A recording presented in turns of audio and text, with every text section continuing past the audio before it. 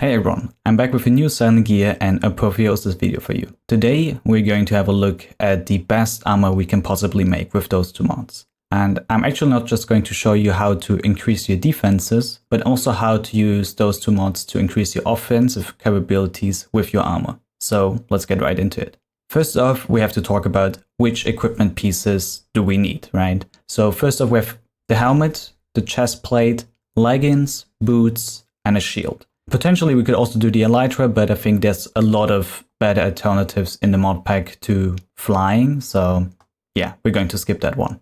Next up, we're going to have a look at the parts and the materials. Each equipment has multiple parts, and each of those parts consists of multiple materials. For the armor pieces, we're going to have four main parts. We have the main material, which is not listed here. We have the coating, we have the lining, and we have the tip. For the main part, we're going to use refined obsidian and Tyrian steel. And actually here we already get into a new part, which I've not explained so far about Silent Gear, which is material combinations. So the material combinations consist out of three new objects or blocks you can place down. So you're going to need the metal alloyer, which allows you to combine metals and dusts. The refabricator, which allows you to combine cloth, fiber, and slime. And the recrystallizer, which allows you to combine gems and dust. In each of them, you can put 4 different items, and the stats of those items are then getting averaged out. So, for instance, with our example of the Tyrian steel and the obsidian, we want to get the magic armor and the durability from the Tyrian steel, and also the trait of Void Ward, which allows us to not die if we fall into the void. And for the obsidian, we want to take the physical armor and the toughness. So by combining those two, we get kind of the best of both worlds. Also important for the performance is the synergy. The synergy is actually based off of a couple of things. First off, the tier. Both of our materials are tier 4, so the synergy is high. The bigger the difference between the tiers, the worse the performance is. The same thing goes for the rarity, which is in our case is 170. And to show you a bad example, if we're adding steel to the mix of our two resources, we are going to have a lower synergy since steel is actually tier 2. So at the end of the day, you should try to keep the tier and the rarity as close as possible. I'm also going to give a disclaimer here that you should not grade and star charge your materials before you combine them, because the moment you combine them, they get back to the base. So you lose all the grade and you lose the star charge. So first combine, then upgrade. Really important if you don't want to waste resources. Now that we had our introduction to the material combinations, let's have a look at the other parts and materials for our armor. So next up we have the coating, which is made out of fireite and netherite. The reason why we are combining those two is to increase the toughness, the armor toughness, and the knockback resistance. It slightly reduces the durability, but I think we can take that in exchange for the other two. Thirdly, we are going to have the lining. The lining is made out of fine silk cloth, a phantom membrane, and optionally a slime block. The slime block adds toughness, magic armor, and gives us the trait bouncy, which actually removes all fall damage, which is great. However, it has a bit of a bad part. It adds knockback. That means if we get attacked, enemies get knocked back. You can decide if you want to remove or add the slime block. Lastly, we have the tip. And for that one, we're going to use lapis lazuli, since it's going to give us the lucky trait, which increases luck, and luck increases our chance to get good loot and the quantity of loot from chests. And by adding that to all of our armor pieces, we're going to get a good boost there to get just better loot in general. To summarize, the materials we're going to need for the base armor are 24 Tyrian steel and obsidian alloy ingots, 4 fireite and netherite ingots, 4 fine silk, phantom membrane, and potentially slime fabric, and 4 lapis lazuli.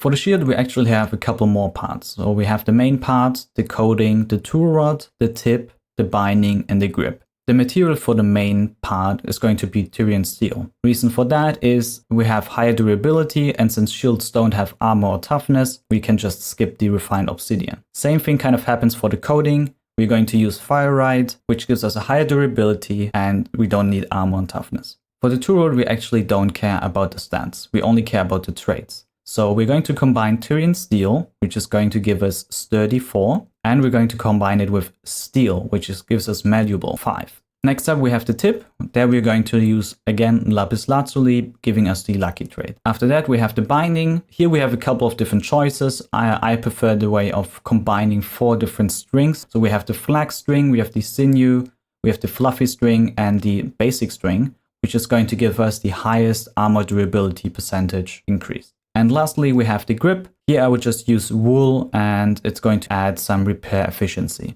To summarize what you're going to need for the shield, we need 2 Tyrian steel, 1 firelight, 2 Tyrian steel and steel ingot, 1 lapis lazuli, then the fabric out of the strings, and 1 wool.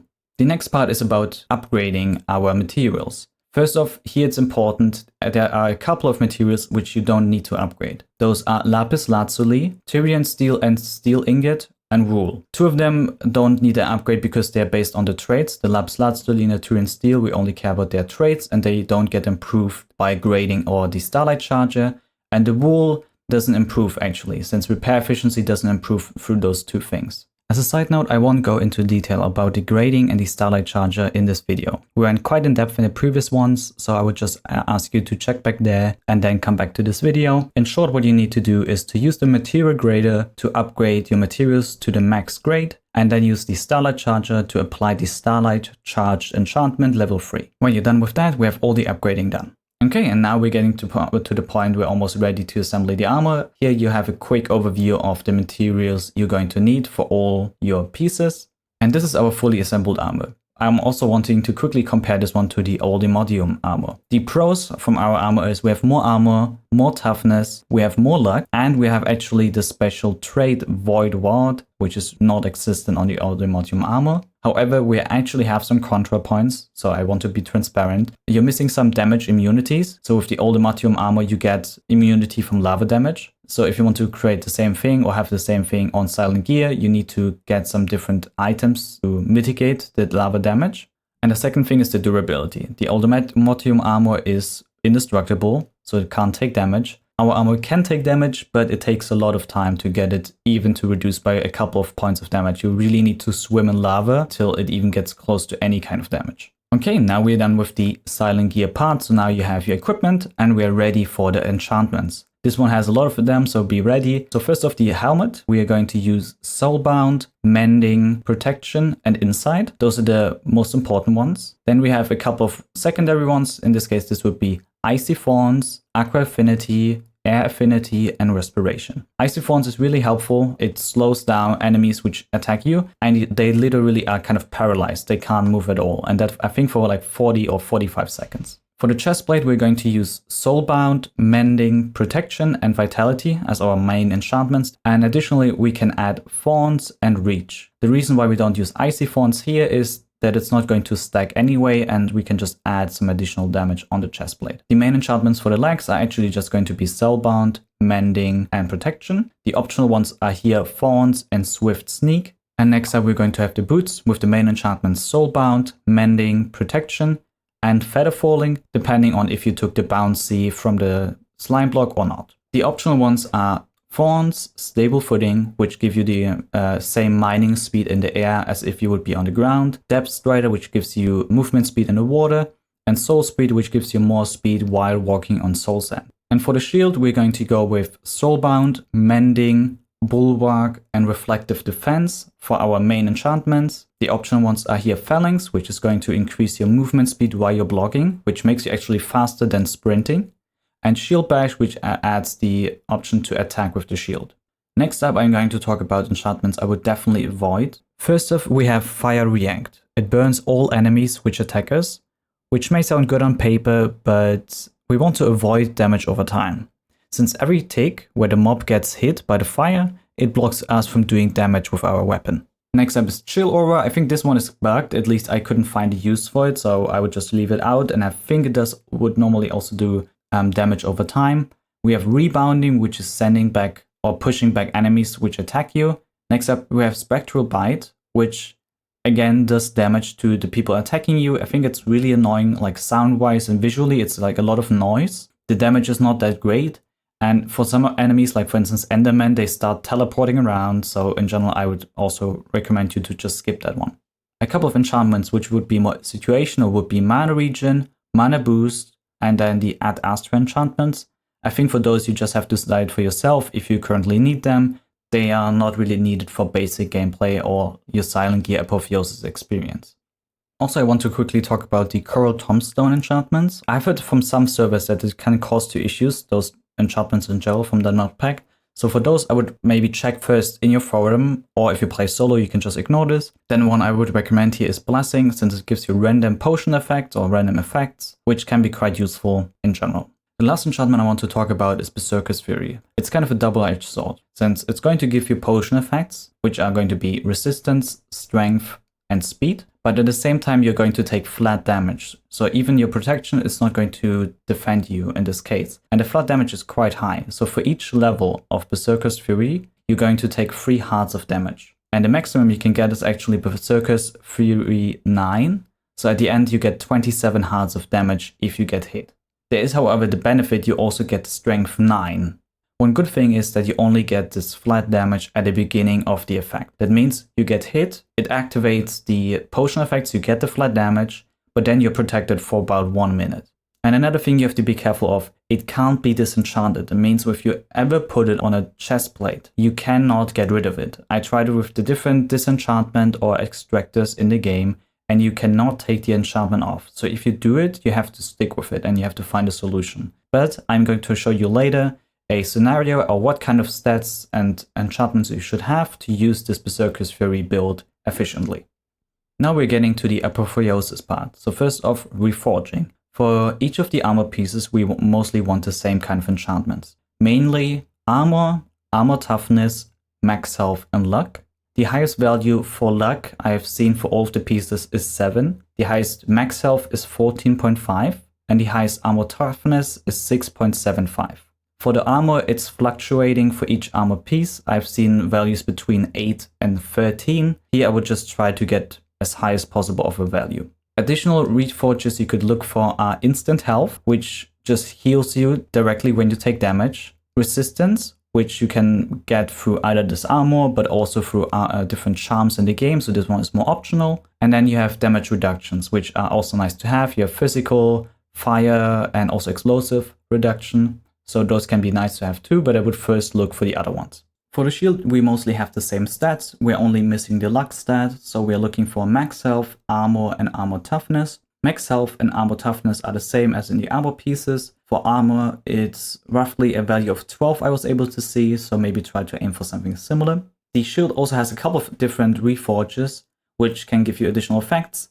There's only one, I think, which is really helpful, which is blocking explosions, since it's going to give you strength 3 for 11 minutes if you block a creeper, which is really great. But there's also a couple of ones I would definitely avoid. One of them has the leaping back effect, which is just kind of knock back to yourself, which we don't want.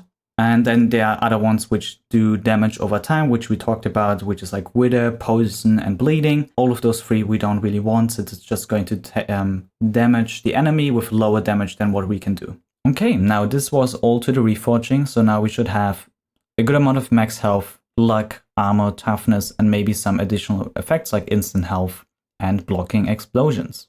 And now we're getting to the last part of the video, which are the gems. First off, here I want to point something out. I learned something through one of the comments, and they were pointing out that actually you can increase the gem level to an even higher level than what I showed in the previous videos. So you can actually combine 2 orange gems and make a, I think it's red or like a rainbow kind of color, and they have an even higher value. Okay, now let's get into detail about the different gems we're going to add to our armor. For our helmet, we're going to add Ender Surge, which is going to add 3 levels to all existing enchantments. The Warlord gem, which is adding 50% total attack damage, and the Samurai gem, which is adding 50% of total arrow velocity. For the chestplate, we're going to add Ender Surge. This time the Warlord has a different effect. It's actually adding 20 max health. Then we have the Combatant, which is going to add physical damage taken is reduced by 75%, and the Brawler, which is going to add another 12.5 max health. I also want to add in here the part about the Berserkers Fury setup, since we have to replace one of the gems to add in the Inferno gem, which is going to add an additional 3 levels of the Berserkers Fury enchantment. I would recommend to either replace the Brawler gem or the Combatant gem. I think the other 2 are just better, especially Ender Surge is needed for the Berserker Fury setup. For the legs, we're actually going to use one-to-one the same gems, so you can just copy and paste them over. For the boots, we're going to use Ender Surge and a Solar Gem. The Solar Gem is going to increase the step height. That means normally in the game you can only walk up half a step, and with the Solar Gem you can increase that. And I would normally actually aim for not too high of a value, so more something like 0.5, which allows you to walk up at least one block, which I think if you're running around through the environment is really helpful. And lastly, we're going to have a look at the gems for the shield. Here we are going to use Ender Surge again. We're going to use Guardian, which increases our base armor by 60%. We're going to use Tyrannical Gem, which increases our total armor toughness by 55%. And the Brawler Gem, which is in my opinion actually the most important one in the shield, which increases our base max health by 29%. And that's all about the gems. And before we finish this video, I want to talk about the Berserker Fury setup. As I said, we have to be really careful with this enchantment. But if you take proper preparation, it can be an extremely useful tool. What you need, in my opinion, is instant health in some form, so be that instant health 3, a weapon with lifesteal, so leech or lifestealing, and a minimum of like 38 hearts, which is 76 health. The reason for that is it's just going to keep you alive, because the thing is, after you take the damage, you have enough time to recharge then the health with either instant health or lifestealing, but you need to survive it first, so that's why you need the hearts, and then you can just fill it up again. And if you follow those requirements, you can make full use out of the Berserker Fury setup, since it's going to give you 9 strength, 9 resistance, and 9 speed, which is not possible to get for any other means in the game, so this is the only way to get it. And if you follow the requirements, I think you should definitely stay safe and you can enjoy the benefits of the additional strength. Because combined with the helmet and the strength 9, you can almost double the damage you were able to do beforehand. So I did a couple of tests without the helmet and without the Berserker Fury setup, and I was doing about maximum 400 damage with the dagger. And with the Berserker Fury setup and the helmet, I was able to do up to 900 damage with one hit. And this is the end of the video. So yeah, we have now our full armor setup. We are unkillable and we can just swim in lava if we want to. So I hope you enjoyed the video. I would really appreciate if you left a like. If there's anything else in Silent Gear which you want me to have a look at, or if there's any other mod pack you want me to check out, please leave a comment and I will answer to that. And if you want to see more about modded Minecraft, then please subscribe to the channel to be always updated about the newest content I'm going to deliver. Thank you and peace out.